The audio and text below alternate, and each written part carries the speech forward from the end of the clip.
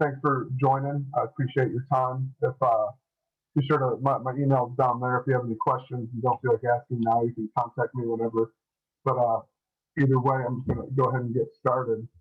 And this the high definition stream server that I'm going to explain. This all started back when I was in grad school. This is actually me gathering data for my thesis. Where back then, all we ever gathered was just left and right video, and then we'd go on and I did a modified bank erosion hazard assessment on different bodies of water, and compared my visual assessment of the bank erosion hazard index versus actually going out and doing it in the field. And it's actually been peer reviewed and published, and everything turned out well. But since 2012, when I graduated, I started Truda Consulting, and since then we've been adding more and more cameras and more equipment and all sorts of other stuff. And actually, LiDAR was the most recent piece of equipment that we actually put on the boat, and the data just turned out absolutely spectacular for some of the work that we're doing.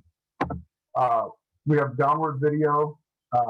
A lot of things, like so Tennessee and Alabama, for instance, there's a lot of rivers where, even 3 feet of water you can't see very far, unfortunately, but there's also a ton of water that you can see.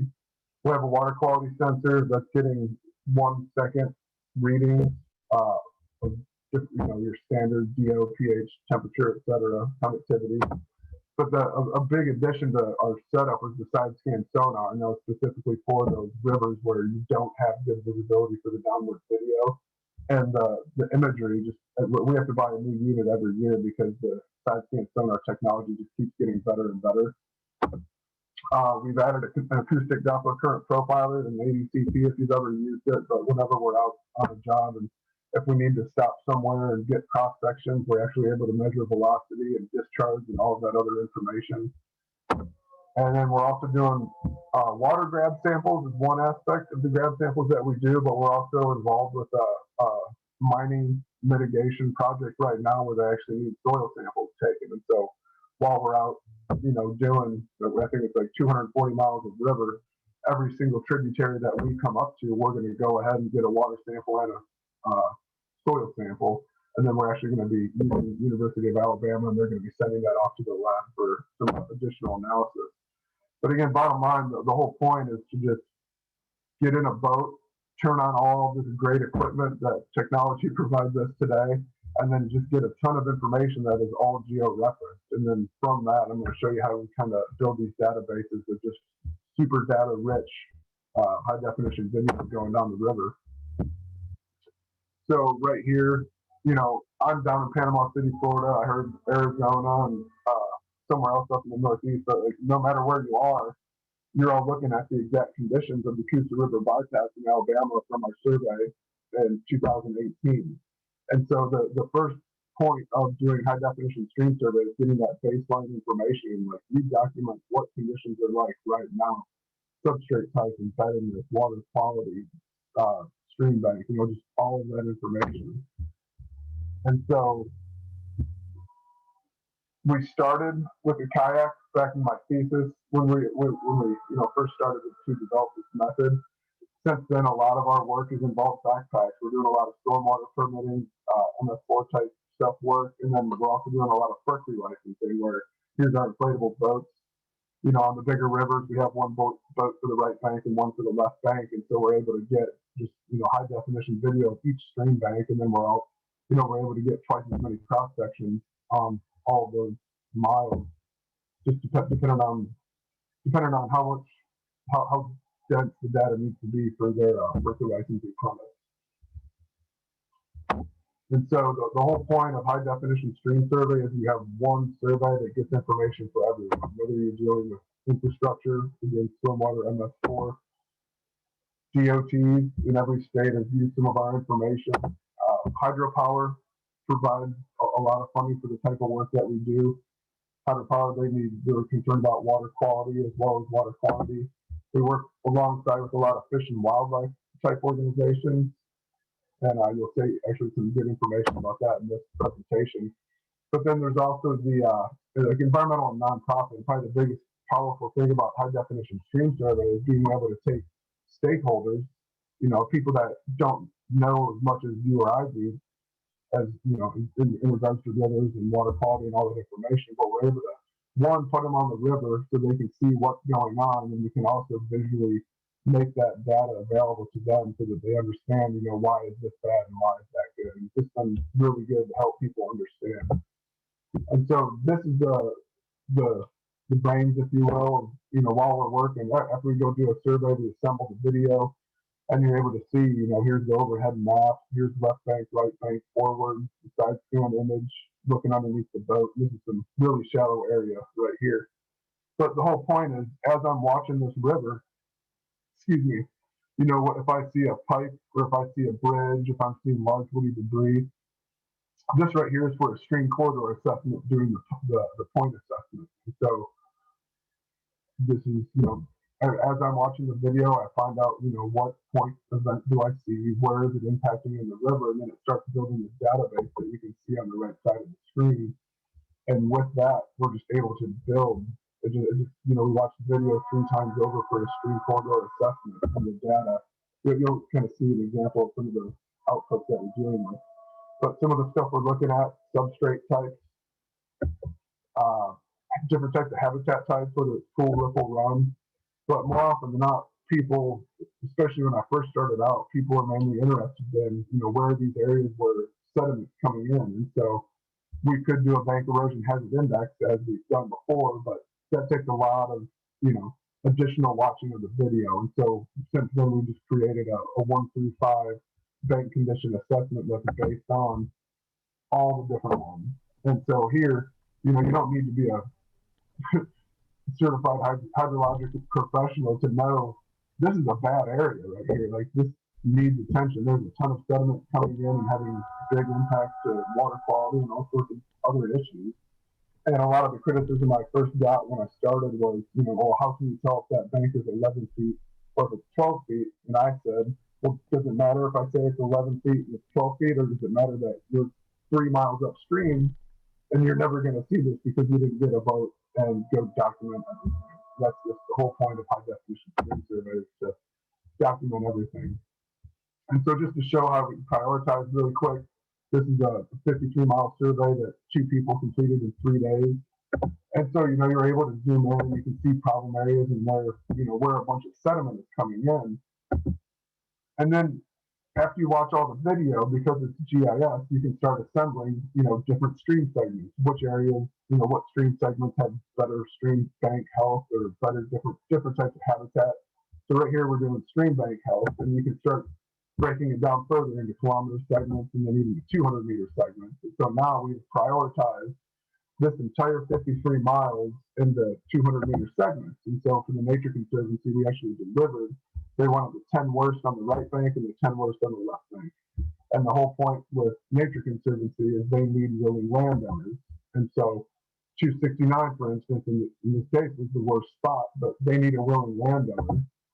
And so in summary, we did 425 continuous 200-meter segments in 3 days. And we just kind of compare that to, traditional assessments when you're out there with stretching a tape and trying to find, just doing traditional type assessments that's usually near a bridge or a road. We did 425 in 3 days. Anyway, I just love that. And we keep improving upon that every single survey.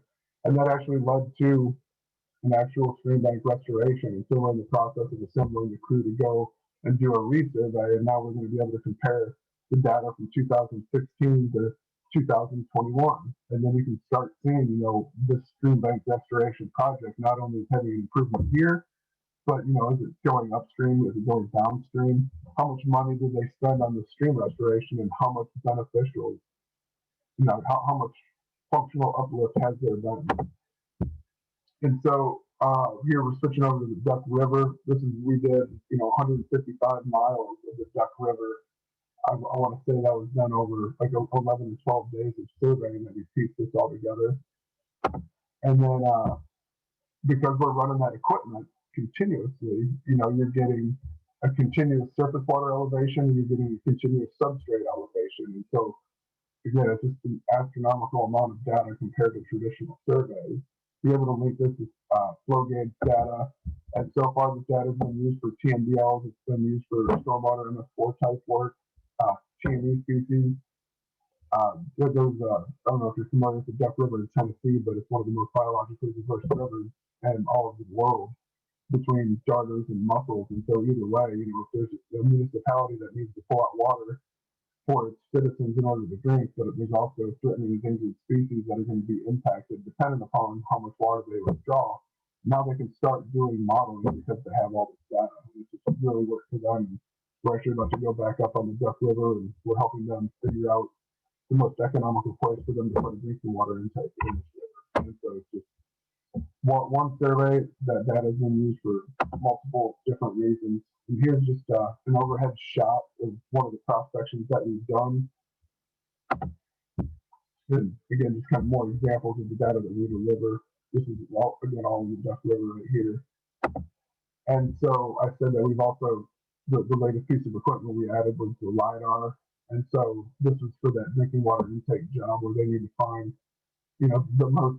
the deepest place for them to put the drinking water intake, but also they need to make sure that it's not going to get filled in just with normal river processes. And so they're analyzing all of our data, and then they get to make that decision based on very, very precise data. And so, organizations, they want to restore habitat populations for tiny species, but a big question is, where are they now? Where do we protect? Where do we restore? And then where do you reintroduce? You don't want to spend all this money trying to reintroduce the species into a stream segment that might not be the most beneficial. And so you can just really prioritize. And a good example of that playing out right here on the Caney Fork is a big trout fishery in Tennessee. And partnerships always make work a whole lot better. And here's just a visualization. This is about 23 miles of river. And you can see you have left bank condition on the right, you have water depth, and then you even have channel roughness. And the whole point of this survey was to find out, where in the river are fish utilizing what type of habitat. And so we worked alongside the Tennessee Wildlife Resource Agency. And we actually put one of our cameras on their boat, and so we know where all these giant brown trout were actually caught. We know what the habitat was like, we know what flows were like. And then we also did on longitudinal survey. And so again, we're just piling on very precise biological information with our very precise stream mapping technique. And so the whole point is they wanted to enhance the areas that were smooth. They didn't have any in-stream habitat. There's a member of this organization had a whole bunch of boulders that they wanted to go and put in the river. And so they wanted to find the smoothest areas that didn't have in-stream habitat. And they also needed to make sure that it was close to access locations because, fishermen can't go in and fish an area that you're about to improve. That's not very efficient. And so the third part was that it needed to be close to roads because, if they have to bulldoze a bunch of private property in order to get the boulders in, that doesn't make sense either. And so we took those three metrics and plugged it into all the data. And we actually found the areas where if they go and put these boulders in, they're going to have the highest ecological lift. It's going to have the greatest accessibility for fishermen to go in there and catch the fish. That's what Tennessee Wildlife Resource Agency's job is. And this is also going to be the lowest cost in order to get equipment and material into the rivers. And so we were able to prioritize it on all those miles of river, and all the partners were happy, and it worked out. And so this is just one instance where they had boulders that they wanted to put in the smooth areas. But with HDSS, you can also determine the most suitable restoration techniques. So, a lot of areas, maybe we just need some volunteers to go in and put in some willow stakes to help stabilize the stream bank, or maybe it might be a little bit more intensive, or it might be a full stream bank restoration. And so, again, just being able to document, we've done 150 miles of the Duck River. I can tell you directly where to go to have the biggest impact and the highest ecological impact for the least amount of money. And that data is priceless. And again, just to kind of reiterate, each second of video has a date and a time in the database, and you have a latitude and a longitude that correlates between the map and the actual second of video. And then just this instance right here, we did the stream corridor assessment, which I'll kind of show a little bit more information on the next slide. But there's actually 10 pieces of unique information for each GPS point. And you'll see here in a little bit what that looks like. It can get overwhelming, but at the same time, when if a municipality only has X amount of dollars to spend, well, I can tell you where to go to have the most amount of impact. And so the stream corridor assessment, if you guys aren't familiar, you have to actually grade the stream bank. The stream bed. Which I think my computer just froze. Right. So we grade the stream bed, we grade both stream banks, and then we also grade each riparian. And so zooming in, this is just an absolute enormous amount of data. And you can zoom in, you can really start seeing where roads are having an impact and where riparian is lacking and where stream bank issues are happening. And then you'll also be able to pull up the point habitat survey or the point survey that we do, and you can see where the bridges, where the pipes coming in, where is there illicit discharge, the IDVE part of the stormwater permitting process. And so one thing we found is every single organization, whether we're working in Pennsylvania, New York, Alabama, Tennessee, or Hawaii, everybody has a different set of metrics that they want to use. And so Tennessee, in this instance, wanted us to use the stream corridor assessment was the type of work we did, but then that information directly flows through the stream functions pyramid, and using that information for the city of Cleveland, Tennessee, we were able to then determine. You almost have to zoom in, but all these red areas are the areas where you can go and do a certain amount of work and you're going to have the highest amount of impact. Wherever it's green, you're not going to have that big of an impact because it's either already good or just depending on the type of impairments that it has, it's not going to be economically feasible. And so either way, you can just really help the municipality figure out where they want to spend their money and do that work. And so we've done work for every level of government, federal, state, local, done work for private companies, nonprofits. And I also wanted to bring up, I don't know if any of you guys looked through all the River Management Society journals where we were actually featured in the summer of 2019. And that turned out very well. We got a lot of great feedback from that. Just wanted to remind or let you guys know about that. And then just to kind of reiterate the benefits of high definition stream survey. It's faster data collection, lower cost. We have continuous data as opposed to just data collected at bridges and roads where you have easy access. And then it also supports multiple organizations for multiple different purposes. And so, sorry, I thought my internet cut out. But again, just being economical. Every conference I go to, I hear that we have less money and we need more data, and yet they're still using yield survey methods. And so, again, that's why HDSS was developed, is just to provide more data for less cost and provide more and better data. And so, either way, with that, I believe should be pretty close to 20 minutes right now. We are at 20 minutes. Yes. Thank you, Brett. Yeah, absolutely. If there's any questions, feel free to. I just saw the chat. If the sound is muffled. Oh, gotcha. Just saw that. Just saw some messages. But either way, there's my email address is brett.connell@TrudaSolutions, or you can just shoot it to info@TrudaSolutions. But either way, feel free to check out the website, and I'll be happy to field any questions after this if we don't have time. So thank you. Yes, thank you for your time, Brett.